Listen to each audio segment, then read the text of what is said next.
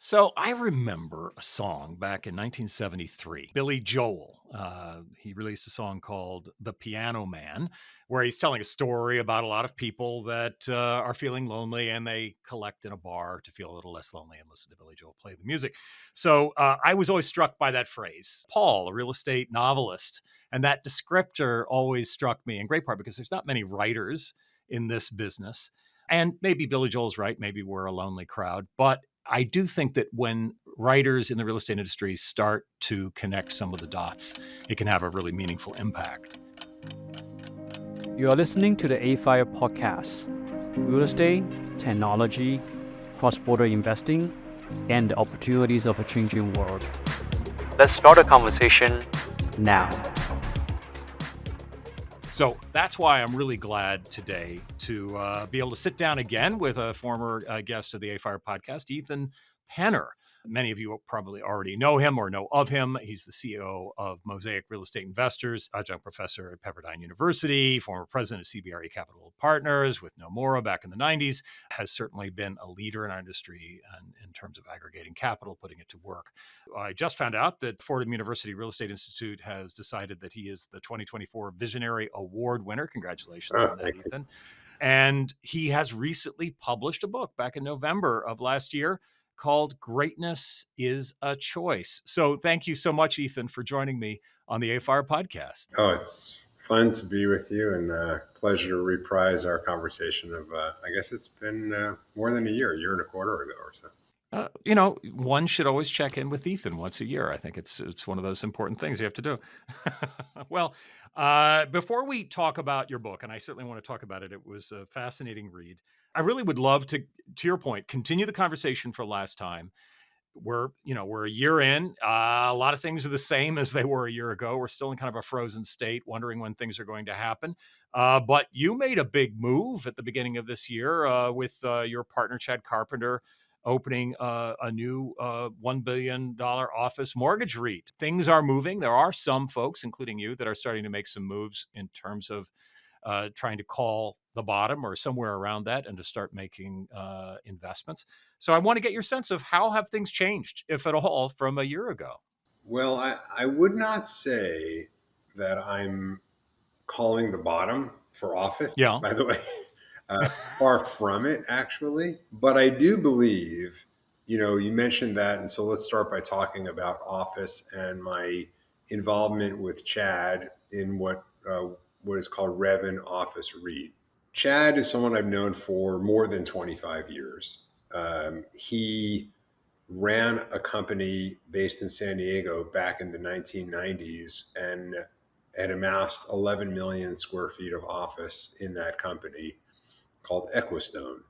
And one of the things I really admire about Chad, and I think it's one of the things I admire about people in general, is high integrity. So Chad has been a person who has had a history of getting in at the right time, but very, very importantly, getting out before it's too late, and getting out when markets become saturated with capital and overvalued, and not falling in love with the AUM and the AUM fees as so many people do, or dependent upon it. And so because of his background in office and because of his track record of getting out at the right times and getting in at the right times, I found that he'd be a wonderful person to support. And he approached me, and it was interesting because we both seemed to have coalesced around the same understanding related to office and the opportunity in office. So when he called me and he articulated what his understanding was, it was something that I had already been thinking about. And the understanding that we both had was that office is a very complicated, very, very complicated investment asset today. It's something that has inspired fear in investors, and rightly so. It's something that seems in many cases to have no bottom. Even zero in certain assets is not low enough because you have carrying costs and all kinds of things, insurance costs. So it's something where I think the fear in the market is well earned and correct. Mm-hmm. But what's interesting is that when fear becomes pervasive, markets are abandoned, and of course, babies are thrown out with bathwater. And whether the babies represent 10% or 30% or 60%, who the hell knows, really? No one knows in moments like that. But it's certainly not zero. It's certainly not like this is not the US office industry or office ownership or financing business isn't deserving of complete abandonment by capital. And that's what it got. Okay. And well, so we looked at it and we said, well, it's not really being abandoned entirely by equity investors, which makes sense because equity investors are not regulated typically. Equity investors are looking for high yielding. There's a certain component of equity investors who are swinging for the fences and who are looking for 30+% IRR deals, right? And tripling your money in 5 years. And that money has and will continue to be looking for the needles in a haystack in owning office in America. But what has happened, and is logical, is that lenders have abandoned it completely. And that actually makes sense for a couple of reasons. One, the large percentage of lenders in US real estate are regulated lenders, and regulators regulate to the lowest common denominator. They don't want entrepreneurial risk being taken by their constituents, which are insurance companies and banks and the regulated lender community. And so they're all out. They're like a light switch out. The CMBS kind of answer is still there, but it's not there in great abundance. The rating agencies are a regulator of sorts. And so they're basically saying, you could put a very, very, very small percentage of office exposure and still get investment grade bonds, but not much more than that. So the CMBS solution is not really there. And then the debt fund solution is also not there. And I think not there for a couple of reasons. First, the debt funds had historically high vintages or funds in the last cycle that they're working through, and I think that they're hamstrung by their own investors who are, I'm sure, saying, listen, I'm not going to support you taking a flyer on office when you're still not sure what the return of my last investment is going to be in your last fund. And I'm pretty skeptical about your marks. And I think a lot of those conversations are taking place in the world of debt funds. So in the end result that Chad realized, and that I also realized, is that the business of just making first mortgage loans to people who are either in need of refinancing on office or are acquiring office opportunistically presents a outsized opportunity because of the supply demand imbalance of capital. There's no real lender anymore for that market. And so we were attracted to that. We made an announcement that we were aiming to build a big business around it. We think that there's a significant opportunity. And without really, even before we landed any capital, although we have a separate account that's working with us on a deal by deal basis, but before we landed any real capital, our kind of pipeline surged to about $4 billion of inquiry, which reinforced that there is nowhere to go, right? They're coming to a firm that just announced it was about to go into business and has no capital. And we already have $4 billion of pipeline to look at, of which, probably a good 10 to 15% is worthwhile. It's the babies in the bathwater. Right. And we're working our way through a few of those deals. We're in pretty good conversations with some investors that have the bandwidth, not only understand the thesis, but have the bandwidth to kind of follow us down this rabbit hole. Because as you know, too, large investors are also hamstrung.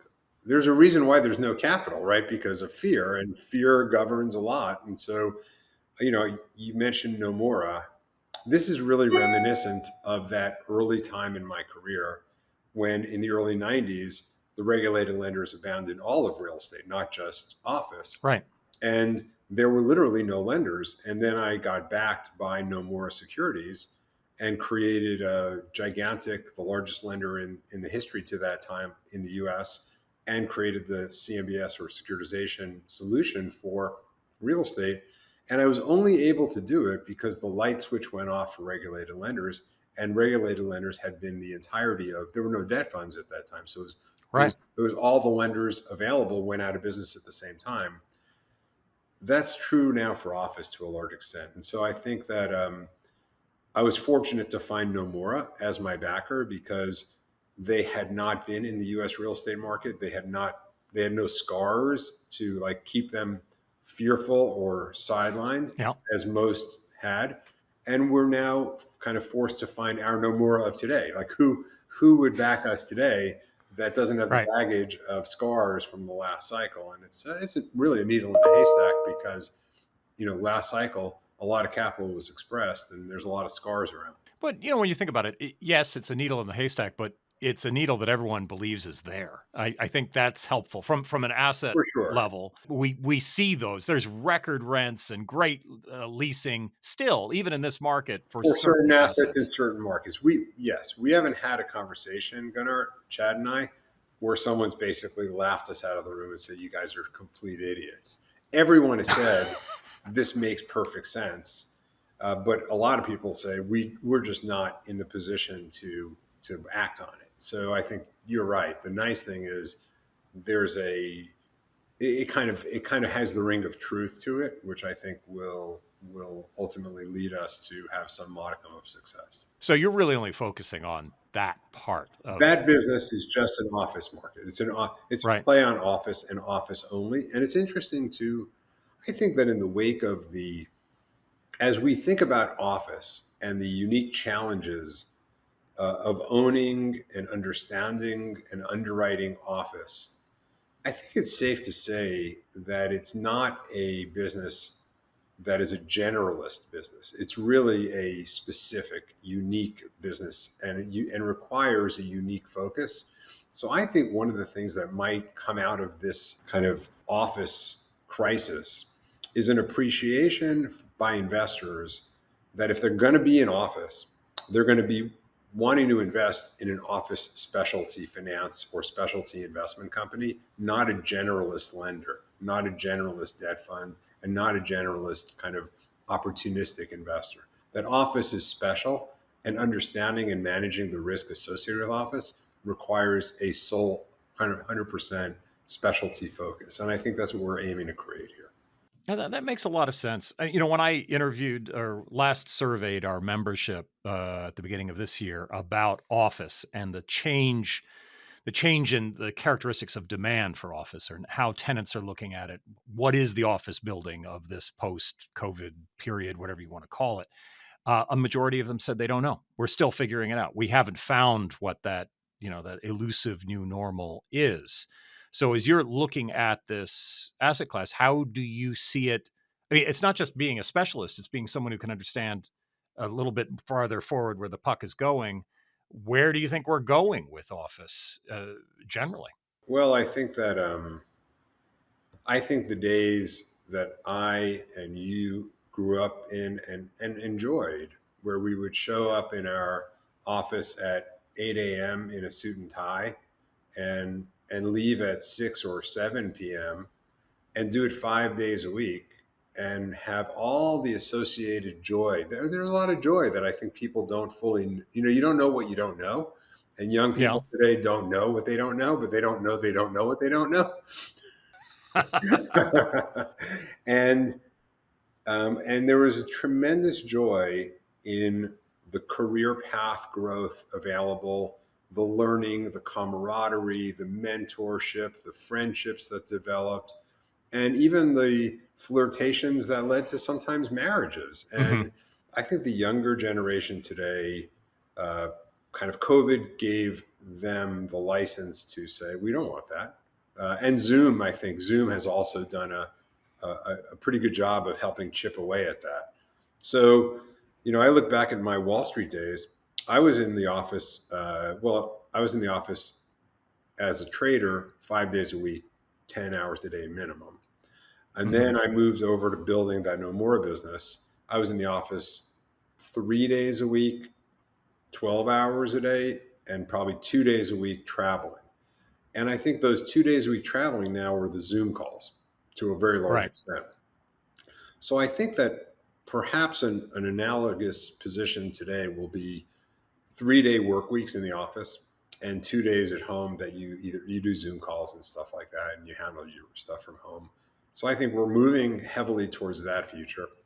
But here's the thing, all that being said, I think that we're living at a time today where the decimation of value in office can today largely be attributed to those two factors, which is Zoom, young people's disinclination to go to work, and kind of like, I think, accelerated by the COVID period. The third one, of course, is the political decisions that made downtowns unpleasant to go to, right? So, downtown LA being the classic example, nobody wants to go to downtown LA. And so the buildings in downtown LA are worth very, very little today for that reason. So you have those three things conspire to, I think, destroy a lot of value in office and consolidation perhaps in industries. But I think probably the one that looms largest, that's on the horizon that people are in denial about, is the impact of AI on jobs, period. Right? I think that there's a real threat, and it happens, because technology, of course, happens faster than people can imagine. People think this is 10 and 20 years from now when, robots or AI technology is going to eliminate the need for many jobs. I think it's more in the 2.5 to 7 year range, which is, loan maturities, right? So you make a loan, right? It's going to happen in your loan maturity, and that's a big risk. So I think that when Chad and I look at, just think about that. Think about that. All of a sudden, you kind of have to have a working understanding of AI to be a good lender. I mean, who would have thought that, right? Who would have thought that? Mm-hmm. And you have to be able to understand, as a potential investor in any part of the office capital stack, I do believe you have to have a working understanding of AI and the potential impacts it might have on the tenants that you're looking to recruit or that are in your building in order to underwrite that risk properly. So it's not, and of course I had mentioned this, political risk was never an issue in the United States, right? I think overseas investors have always had political risk as an important component of their underwriting, but not U.S. real estate investors. Today in office, probably in all of real estate, but maybe most especially in office, you have to be a good underwriter of political risk too. So all of a sudden, there's all these unique risks that were not part of the landscape of real estate underwriting not too long ago. I wonder if when the book is written on this time period, it will be mostly about us accepting new ideas of risk. It's almost like we're going through a risk education, not just in terms of how business is changing, but the environment and the cost of environmental risk, or or how, where migration is going, because I think that's where we could be at a turning point on that. We've had the same kind of migration from north to south in the United States over the last 30 years that's only accelerated. Yeah. But I wonder, does that keep going forward? And that changes some of these aspects as well. Well, I think our industry, and I think I might have said this in our last conversation, is probably one of the slowest to adapt to new things, one of the most resistant industries to change. It's what enabled a 31-year-old kid, me, to revolutionize the industry by bringing securitization into it. Securitization was not new. It had been around and had been applied to literally every other asset class but commercial real estate. So it tells you that it was the last adapter, right? The last adopter. And yet I can remember when you were doing that, we were all sitting around going, well, of course it can't work in real estate. I mean, I think that was the consensus at that point. We're special. We're different. Yes. We're not going to go, the way that the rest of Wall Street's gone and everything else. This is special. And I love your point that, if you're going to lend into office, you have to understand AI just like everyone else does. Mm-hmm. We have to understand that we're not immune Yeah. to it. Yeah. And I wonder who are the people that are taking the lead on that are understanding they've got to look at it in a slightly different way and acknowledge that, yes, real estate has its own quirks. We are different, but we're still part of the world. And so we're going to follow where the world goes, hopefully at some point. Well, I'm working on another business that I won't talk about, but it's an intersection between AI and finance. And so I have I believe that the future of kind of all value creation will be intersections between technology and business. And whether the business be finance or the business be real estate or the business be food or food distribution, whatever it may be, technology and it will have this intersection with it. And if you don't have both, you won't succeed. I think that's now true in loan underwriting for office buildings and maybe more than office buildings. Well, I do wonder when you really break down how we do underwriting, how we build a building, how we manage a building, it really hasn't changed much in a few hundred years. We're still doing a lot of things the same way. Now, we don't have the big paper decks anymore. Maybe we're doing it on a computer, but we're doing a lot of the same things that we were doing in the 80s and 90s. There's not that much difference. I was really recently interviewed by a friend of mine, Joe Lonsdale, who's a famous technology investor, co-founded Palantir. And Joe has a podcast called American Optimist, which he asked me to appear on. And he asked me a couple questions at the end that I think is worth talking about. He asked me if I thought that one can have a fulfilling life and not be optimistic. And I told him, no, I didn't think so.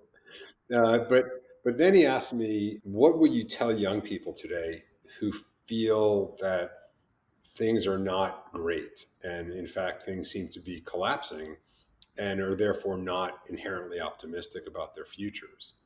And what I said to him that I think you just brought something up that reminded me and it bears mentioning is that I think that systems that govern our world were put in place a long time ago for a different world, a world that doesn't resemble this world. And it could be, you could look at our education system. You could look at our hospitals and healthcare system. You could look at our food system. You could look at our banking and financial system. These are all systems that are all the systems that actually control our lives to a very large extent. Our social security system, okay, taking care of people in retirement in their elderly age. These systems were built by a calculus that kind of made sense in a different world than the world we live in today, but don't make sense and haven't really made sense for at least 2 or 3 decades. And as a result, these systems have all been in decay and decline and kind of a slow crash. Now, the systems don't crash in one day or 1 year or even 1 decade that have been built for a while because people resist change. Real estate is not the only industry that resists change. Right. People inherently resist change because change is scary. There's an unknown aspect to it, and we're scared of the unknown. But I think that we are witnessing, and you and me will be in the generation, I think, that witnesses the complete collapse of all systems. And I think the young people today, you and I are not going to be in the generation that sees the new systems humming. We may be in the beginning of thinking about the new systems, but the young people today, I think, are in an incredibly exciting spot. They might not fully appreciate it, but exciting, by the way, means it's a roller coaster, right? So it's scary as hell. It's unpleasant as hell sometimes, but it's fun. And they're going to be the ones who build the new systems that our whole world functions on. And in order for those systems to be built, the old systems have to literally completely collapse. And that's what's happening right now. So there is cause for tremendous optimism for those who keep their heads up and who don't cry about, whatever challenges that are going to come about naturally through their observing and living through the collapse of systems. And to a certain extent, the systems are just agreements. They're not actually tangible. They can change if we can let go of them. Yeah. But, I think there's a real wisdom to the idea that the only time we change is when it's completely broken, that we need it to break. Yes. If we can manage, if we can stumble through, Yes. we will. Well, you We will remember, do everything we can in to do that. 2008, and of course you do, in 2008, every bank was. I know I've blanked it out. I think we all wanted. Scarred. Every bank in the world was hopelessly kind of underwater. Yeah. And it was only through the extraordinary, unexpected efforts of the Treasury and the Fed that what we call our banking system still exists. It should have died. Like that period, 2008 should have been the death of the US banking system. And it deserved to die. And we as a society deserve to see something new come in that serves us better than it does. But unfortunately, as you say, systems are not allowed to die while there's still even a last gasp possibility that it could be saved. I will tell you that was the last gasp. The next time it will go. Like it just is fragile. And I think that what comes in its wake, well, who really knows? It's a bit of a crapshoot. And sometimes the wrong things come first and then they break again and then new things come, which is what I would imagine will happen. Well, and you even write about this in your book in terms of in terms of the world being somewhat self-regulating, that things get out of whack and then it is pulled back into whack. My concern, that's an interesting use of that word. My concern with the breakdown of systems, and I think this is probably the concern that the Treasury had and the various governments around the world had, is that quite often when you have financial collapse, you then have total systemic collapse, or at least that's what we've had historically. You have anarchy. Yeah, and anarchy really stinks. No, we don't want, nobody wants anarchy. And right. I think that's the government. The government doesn't understand this, but the government really only has one main job, which is to manage against that risk of anarchy. But I think, again, going back to 2008, if the government had allowed and shut down all the national banks, because they all deserved to be shut down, and they had said at that moment, all the deposits at those banks are now U.S. Treasury backed. And there's something called the U.S. Treasury Bank that is going to open up in its place. And it's going to be managed by the Treasury Department. And they're fully backed by the U.S. Treasury and the U.S. government.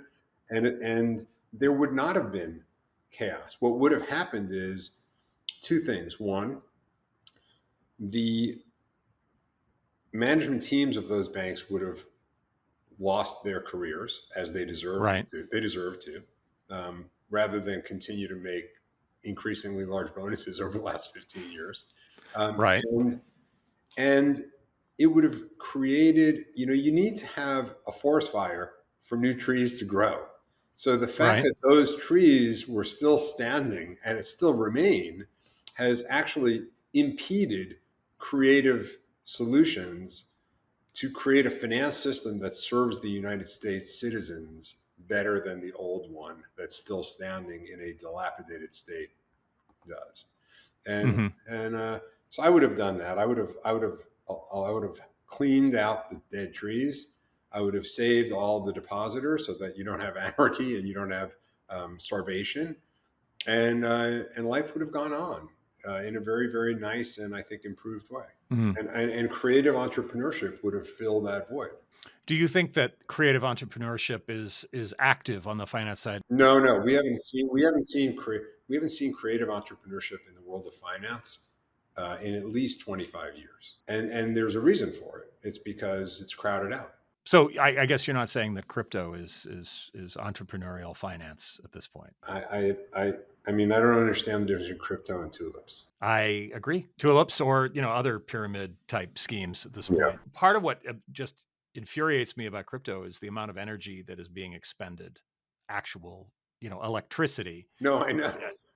And we need that electricity for a lot of other things. And the crypto crowd are generally, there's a large overlap between them and the climatologists. And it's Well, there's a lot of irony in the world, right? There's, when you see that the climatologists are also crypto holders, of course, that doesn't make sense, as you just pointed out.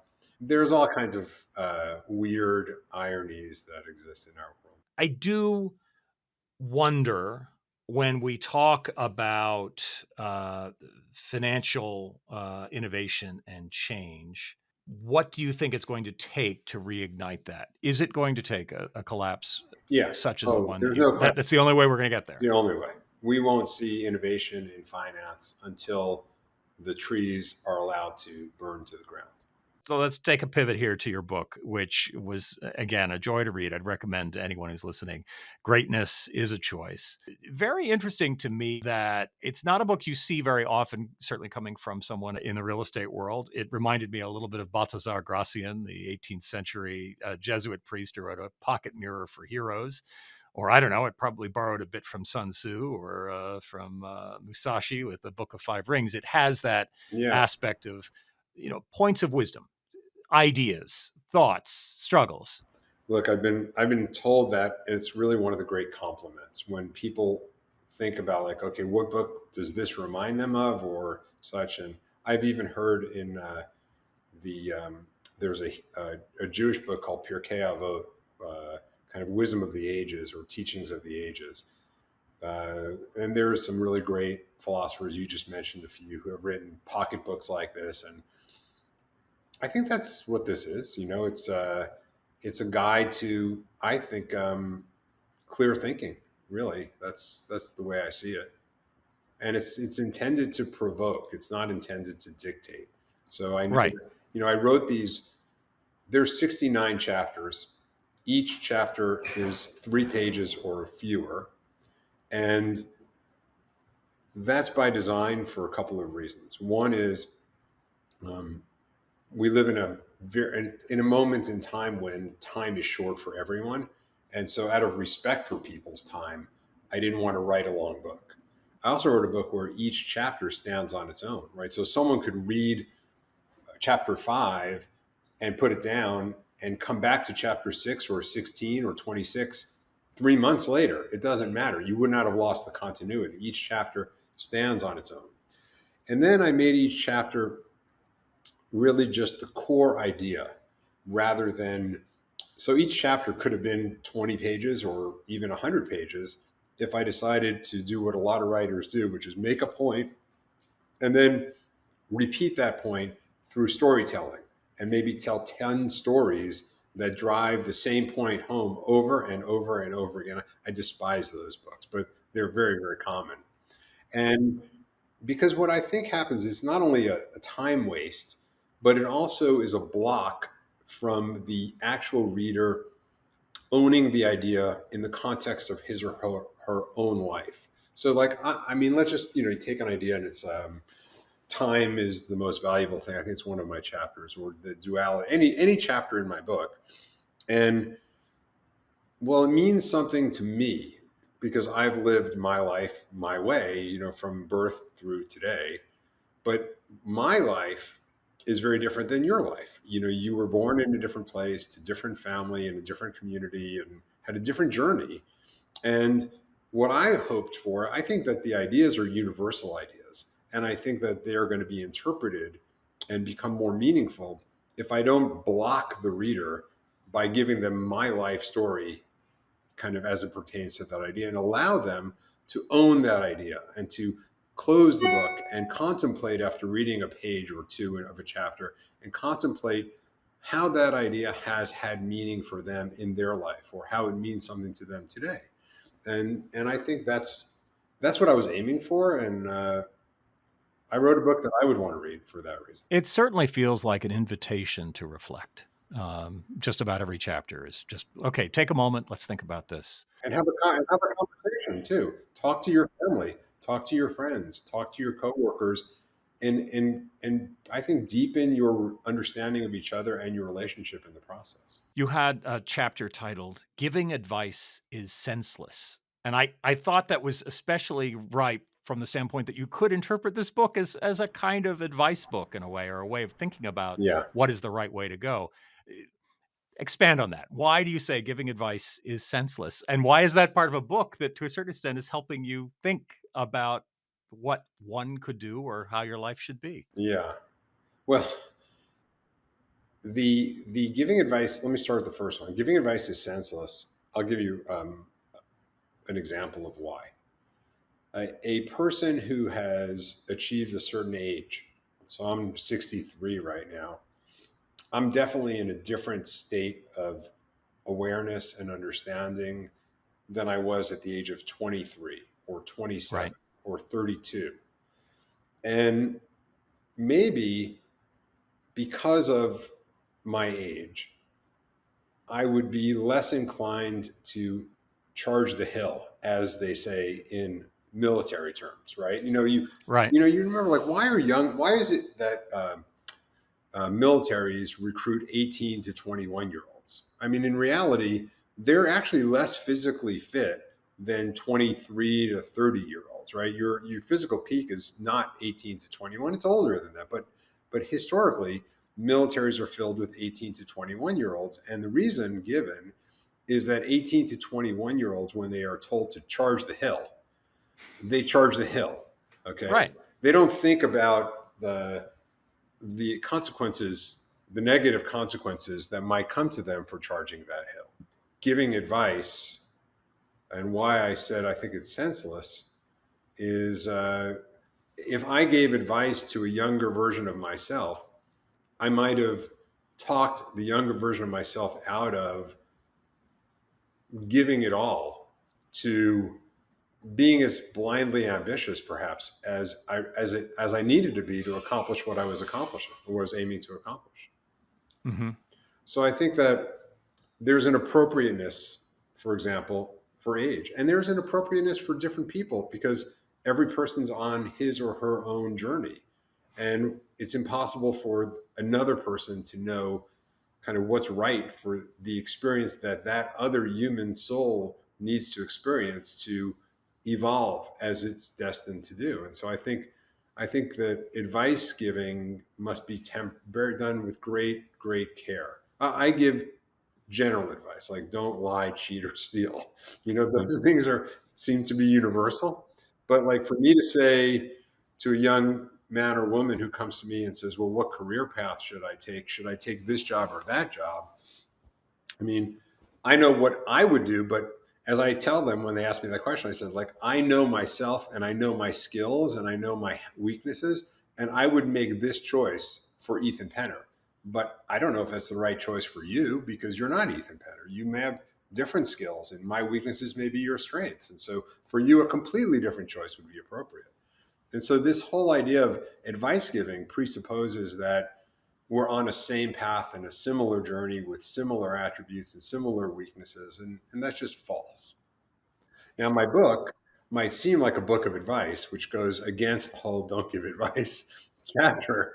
But my book's not really about advice. My book is really about asking people to consider different things and different thoughts and saying, well, I'm laying my ideas out. Like, here are my ideas. I have 69 ideas about how the world works. And I want you to read them and then own them according to how they fit for you.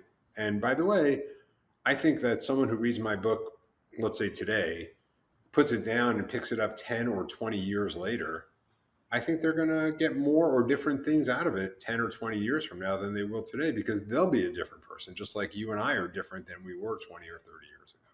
One of my very favorite writers is the German writer Hermann Hesse. And he wrote a number of books for which he won great notoriety. And one of the books that I'm sure many of your listeners have read is called Siddhartha. And it's a book. So I read Siddhartha when I was probably 15 years old. And I didn't read it again until about 18 months ago. I was 61. So you think about 15 to 61. Now at 15, I liked it enough to remember it for the rest of my life and to consider it fantastic. Then I reread it at 61 and I decided it's the best book I've ever read in my life. I didn't feel that way at 15. And again, it's just a book that landed on a 61-year-old version of me very differently than a 15-year-old version of me. I also love how anti-autocratic that philosophy suggests. It's not my way, has to be the way. It is a combination of ways, a combination of paths. How we work together, perhaps, is Well, that's fundamentally why different. I think freedom is like water, air, and food. It's needed to live. I think freedom is highly underappreciated, but freedom means allowing each human being to find their own way, which is destined to be different than the other people's way. It's unique life journey, and freedom. A society that treasures freedom is a society that promotes the best version of a life journey, and a society that kind of de-emphasizes freedom or curtails freedom is, I think, at odds with the fundamentals of life. Since our interview last year, you've included me on your list of Friday fives and things like that, where a continuation of the conversation, if you will, from this book. And just this morning, I received the latest in which you said, we cannot appreciate or even judge what we cannot recognize and have no experience with. I'd love to finish out our conversation with that thought, given that we're in an environment where we're experiencing perhaps some new things, Yeah. or we're about to, and we don't understand it. Yeah. How does that thought kind of sit with you, and how do you think about that? Well, let me go backwards to answer that question and tell a story that's a commercial real estate story that I think exemplifies that quite well. So when I got really into commercial real estate, and it was in that period of the early 90s, I had the Nomura thing cooking. And what I really was doing at the core was, for the first time ever, bringing real estate into the world of the capital markets. And all of a sudden, a business that had been financed with loans from insurers and banks to a large extent, and those loans were not ever marked to market, so no one knew what they were worth. They were sitting in the portfolios of these banks and insurance companies, and the interest rates that these banks and insurance companies were charging their borrowers literally was completely disconnected from the capital markets. Now I was bringing that whole business into the capital markets, and I knew that as a result of that, and as a result of the coterminous development of the publicly traded equity REITs, that the entire business of real estate's capital structure, equity and debt, were now being brought into the capital markets, that cap rates and valuations were now going to be moving in tandem and in relation to other financial assets, because that's the world of the capital markets. So I remember and that was roughly the early 1990s. Well, by 1990, I want to say 4 or something like that, 5 maybe, cap rates had started to come down significantly. And until that time, and I don't know if you remember this, but there was a band of cap rates for every asset class that everyone understood was the outer bounds. So apartments, for example, never had a cap rate below 8.5 and never had a cap rate above 11. I know these numbers sound funny to younger listeners here, by the way. I don't know, let's say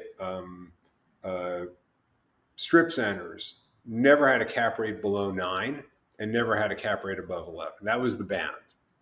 And every old timer, everyone with experience knew that if it pierced the low end, so if a strip mall traded at 8.5 cap, they knew this was a disaster. You're going to lose money. And if it started trading towards 11, you wanted to start buying it. Well, because of the introduction made by myself and others to the capital markets, all of a sudden, these bands were broken on the low end across the board. And every old timer, said, this is just young people, no experience. They have no idea what they're doing. And they saw, San Francisco apartments trade at 8 caps, and they laughed and thought, this is just complete foolishness. And I knew that they were missing the best bull market run that they will ever have seen in their entire lives because they didn't know what they didn't know. They had no financial experience. They had no understanding of the capital markets, and they didn't understand or even have the ability to understand or believe that this introduction of the capital markets would permanently change their business forever, and that backwards looking rules that they had lived by throughout their careers were no longer applicable. They didn't know. And so that's an example of what I wrote in today's Friday Five. You don't know what you don't know. I think given where we are halfway through 2024, that's a good thing to keep in mind. We don't know what we don't know, and to have a certain level of humility to that. We've run out of time. Thank you so much, Ethan, for joining me. We've been speaking with Ethan Penner, who's currently the CEO of Mosaic Real Estate Investors and the author of a book that I encourage all of you to go to your favorite retailer. Greatness is a choice. Thank you, Ethan, for joining me. Thanks, Gunnar. You have been listening to the AFIRE Podcast. Remember to subscribe on your favorite podcast subscription service, such as Apple, Spotify, Google, Stitchers, and others. AFIRE is not engaged in providing tax, accounting, or legal advice. No content in this podcast is to be construed as a recommendation to buy or sell any asset. Some information included has been obtained from third-party sources considered to be reliable, though AFIRE is not responsible for guaranteeing the accuracy of third-party information. The opinions expressed are those of its respective contributors and sources, and do not necessarily reflect those of AFIRE.